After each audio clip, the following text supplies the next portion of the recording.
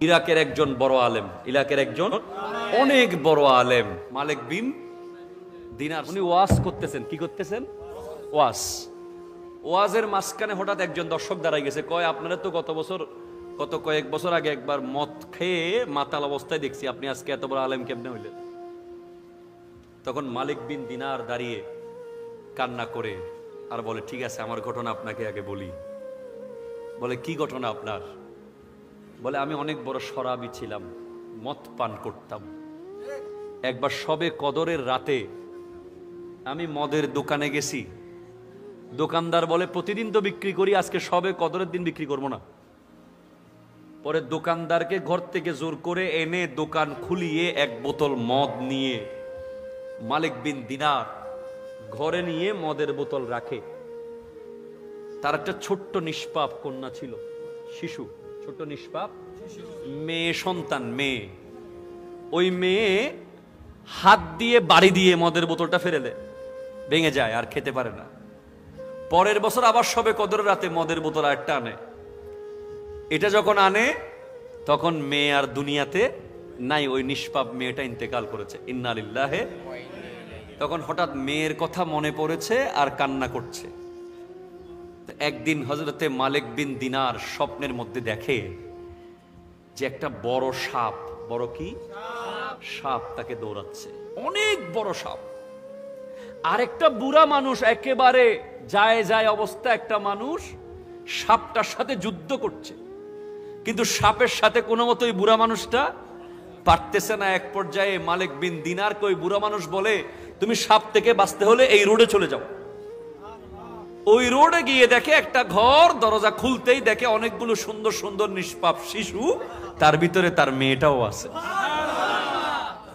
মেয়েকে গিয়ে বলে, মা আমাকে তো সাপ দৌড়াচ্ছে। ওই মেয়ে একটা থাপ্পড় মেরে সাপটাকে মেরে ফেলে।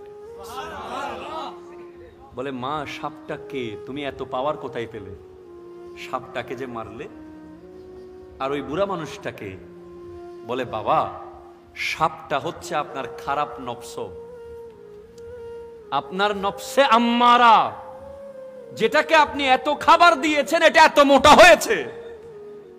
আর বুড়া মানুষটা হলো আপনার নফসে মুতমাইন্না, আপনার রূহ, যেটাকে আপনি কোনো খোরাক দেন নাই, দুর্বল হয়ে গেছে।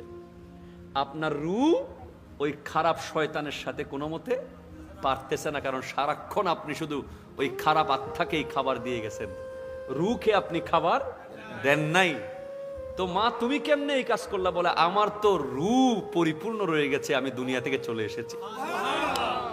আমার রূহতে খারাপের কোনো কিছু, নফসে আমার খারাপ আত্মা আমাকে এখনো কিছু করতে পারে নাই, কারণ আমি দুনিয়াতে বালেগ হওয়ার আগেই দুনিয়া থেকে চলে এসেছি, সেজন্য আমার এত পাওয়ার। ওই সাপকে আমি মেরে ফেলেছি। মালিক বিন দিনারের ঘুম ভেঙে যায়। সেদিন এমন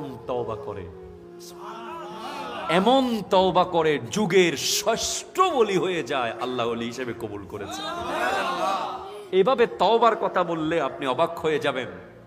ইব্রাহিম আদহাম, সুবহানাল্লাহ জোরে বলেন না, বলখি, বলখের বাদশা ছিলেন, বলখের বাদশা। এক ব্যক্তি ওনার ঘরে এসে ঘোড়া খুঁজতেছে। কি খুঁজতেছে? ঘোড়া। বলে, তোমার ছাদটা দেখাও তো, আমার ঘোড়া খুঁজে পাচ্ছি না। কোথায় খুঁজবা? ছাদে। তোমার মাথা কি খারাপ? ঘরের ছাদে ঘোড়া থাকে? বলে, ঘরের ছাদে যদি ঘোড়া না থাকে ইব্রাহিম আদহাম, এরকম রাজ্যের রাষ্ট্রীয় পোশাক পরে এত মজার মজার খাবারের ভিতরে খোদা কোত্থেকে থাকবে? বলে, ঘরের ছাদের উপর যদি ঘোড়া না পাই আমি, তুমি কেমনে এই রাষ্ট্রীয় রাজ্যের এত মজার ভিতরে আল্লাহ পাবে? এই কথা শোনার সাথে সাথে ইব্রাহিম আদহাম বলখি ওনার রাষ্ট্রীয় রাজার পোশাক খুলে ফেললেন, ছেঁড়া পোশাক পরলেন, সমস্ত বলখের বাদশাহী ছেড়ে দিয়ে সাগরের পারে পারে হাঁটা শুরু করলেন। এমন ভাবে তওবা করলেন, ওনার তওবার লেভেল এত উঁচুতে ছিল, ওনার রিয়াজত এমন লেভেলে ছিল, আল্লাহ এমন ভাবে কবুল করেছেন। একটা প্যারাক মাঠ পানিতে সাগরে ফেলে দিয়েছেন, মাছদেরকে বলে, এই মাছ প্যারাকটা নিয়ে আসো। সমস্ত মাছ একসাথে মিলে ওই প্যারাকটা তুলে দিয়েছে ইব্রাহিম আদহাম। তওবার এত পাওয়ার।